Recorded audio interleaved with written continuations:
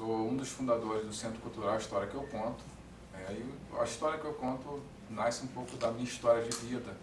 Eu hoje estou escrevendo um livro que a gente tem a intenção de lançar nacional e internacionalmente, visto que, pela história de vida, eu sou um egresso do sistema, então boa parte dos que viveram acabaram não podendo contar as suas histórias. Eu estou há 13 anos em liberdade e há 11 anos atrás, mais ou menos, eu comecei a fazer um trabalho social numa ONG, coordenei um projeto, fundei um projeto dentro do bairro de Vila Aliança.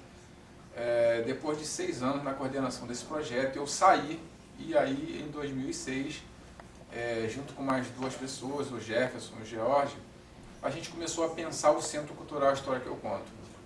A ideia do Centro Cultural é, antes de tudo, fazer um trabalho preventivo. Então, uma das coisas era usar a minha história de vida para crianças e adolescentes não se envolvessem com a criminalidade. E assim, tentar fazer com que jovens, por exemplo, que estivessem envolvidos com o tráfico de droga, pudessem ter, dentro do espaço do Centro Cultural, onde a gente também pensava em desenvolver projetos de geração de renda, algo que pudesse atraí-los, já que uma boa parte desses adolescentes tem como justificativa a questão da geração de renda, da renda que o tráfico oferece. E uma das ideias que a gente tinha, na realidade, era desenvolver trabalhos, como, por exemplo, a estamparia, que estava com um link com a oficina de grafite, onde eles poderiam desenvolver seus desenhos, poderiam estampar e esses desenhos pudessem ser postos em camisas e comercializados de forma que isso pudesse dar para eles um retorno financeiro. A gente hoje trabalha no Centro Cultural com uma oficina de teatro, oficina de áudio e vídeo, né, para adolescentes e jovens.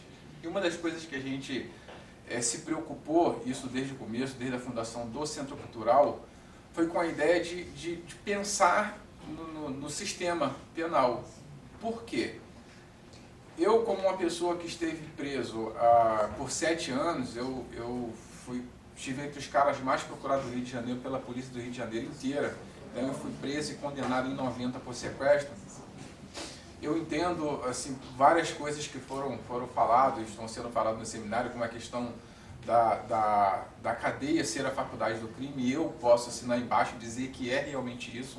Uma das coisas que eu queria deixar claro, é uma sinalização minha, por experiência, é que eu acho que pode haver um erro quando se mistura pessoas que têm um crime, sei lá, muito banal, pode-se dizer assim, o cara que furta uma bica numa loja de material de construção para um cara que sequestrou. Esses caras são postos dentro do mesmo espaço. Consequentemente, isso sem sombra de dúvida, o cara que não tinha nada, que não sabia nada do crime, ele vai aprender com aquele que está do lado. Eu falo porque eu vivi, eu participei disso, e um dia eu entrei como sequestrador, um tempo depois eu pensava em praticar terrorismo.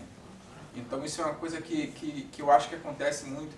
Eu acho que uma coisa deveria já ser pensada nesse sentido, de mudar um pouco a forma como as coisas são feitas. Quando eu saí da cadeia, eu assumi um compromisso com Deus, de que não só faria um trabalho para criança e adolescente, tivesse na minha história uma forma de não entrar para a criminalidade, como também ser uma referência para quem se encontrasse dentro do sistema penal. Eu saí com um compromisso de que eu venceria na vida, com todas as dificuldades que eu pudesse passar, mas que eu venceria na vida e um dia eu certamente voltaria na unidade onde eu estive preso por mais tempo e tentaria fazer um trabalho. Claro, as dificuldades foram muitas, mas depois que a gente conseguiu fundar o Centro Cultural e que aí certamente começou a dar um pouco mais de espaço para a gente fazer o que a gente realmente pensava, no sentido de levar essa mensagem para dentro da unidade, a gente recebeu um convite do psicólogo da unidade do Esmeraldino Bandeira, em Bangu, e eu fui lá, né? A gente deu uma palestra para a galera que estava dentro da cadeia e uma das ideias era mostrar para eles que era possível. Um deles, inclusive, me relatou que já havia desistido de chegar na rua e tentar mudar a vida dele. Então, que a partir dali ele passou a acreditar. E o que a gente prometeu é que um dia a gente voltaria, mas voltaria com coisa mais concreta, com algum projeto desenhado, que a gente pudesse realmente trabalhar e mostrar para os caras, já que eu estou na rua há 13 anos, mostrar que não vale a pena realmente, que vale a pena todos os esforços, todos os sacrifícios. A gente acabou conhecendo aqui no seminário o Rogério, que hoje é o diretor dessa unidade penal, e a gente aí começou a bater um papo sobre isso, sobre a possibilidade de desenvolver algum trabalho dentro da unidade com a ajuda do Centro Cultural. Uma das grandes preocupações que aí eu também faço questão de sinalizar, existe um tempo muito ocioso, e aí existe a questão da educação nas unidades. Uma coisa é se preocupar em fazer com que eles entendam a importância que tem a escola para eles, porque isso vai fazer falta quando eles chegarem na rua, certamente, e aí isso independe de ser egresso ou não, faz uma falta tremenda. Agora, uma outra coisa, para além dessa questão da educação, da escola, está essa questão dos cursos profissionalizantes. Então, fala-se muito da questão dos cursos, levar os cursos para dentro das unidades, para poder qualificar. Mas uma grande preocupação, e a gente vem conversando muito isso no Centro Cultural, é se há parceria com empresas privadas ou não, fora das unidades, para que esses internos, quando eles saiam das unidades, eles possam ser aceitos, na realidade. Por quê? Existe o problema do preconceito, como o próprio André falou, isso não muda da noite para o dia, o preconceito ele existe dentro das próprias famílias.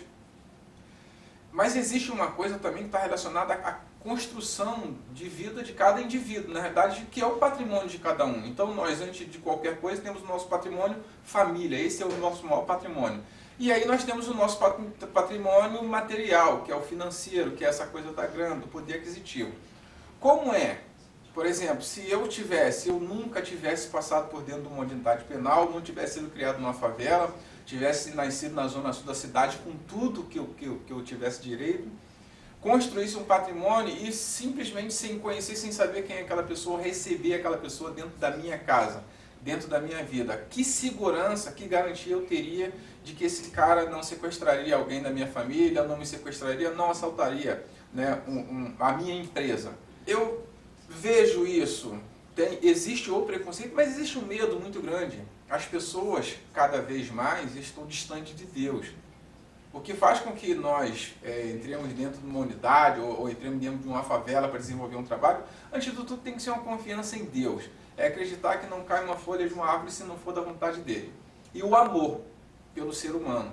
É trabalhar o amor pela vida do ser humano, pelo sucesso que aquele ser humano pode fazer a partir de um pequeno gesto nosso. Porque hoje eu sou músico, eu comecei a compor dentro da cadeia, eu comecei a acreditar que a música me ajudaria a ter espaço fora da unidade. Então hoje, eu sou compositor, sou músico, fui vocalista de uma banda que a gente fundou, e a banda tem 10 anos, mas em 2006 eu saí dessa banda. Eu viajei para a Holanda, participei de um festival mundial de arte e cultura 2 vezes, eu participei de um seminário também no Canadá. Então isso através da música. Uma das coisas que a gente gostaria de levar para ele na cadeia seriam oficinas de músicas, visto que ela na realidade ela não poda, ela não limita esse cara que às vezes sai da unidade, se ele conseguir aprender dentro de uma unidade penal com todo o tempo que ele tem, a ociosidade, e aprender a ler e escrever partitura, que é o que dá a condição a ele de chegar do lado de fora e não só levar mensagem através da música, como também ter o seu sustento, ser uma pessoa independente, visto que tem mercado para que ele trabalhe. Então hoje uma das coisas que a gente está buscando, junto à unidade penal de Esmeraldino Bandeira, com o diretor Rogério, é tentar desenvolver esse trabalho e fazer com que seja mais um ponto onde a gente comece a caminhar para uma vitória, né? Porque eu acho que é isso, é pensar. Então, eu acho que a gente perde tempo quando taca a pedra. E a gente vê que hoje, não para tacar pedra, mas para somar, para adquirir mais conhecimentos e entender como outros estados e países estão trabalhando em função disso, dessa evolução, mas também, na medida do possível, contribuir com um pouco de experiência que a gente tem para que isso seja possível.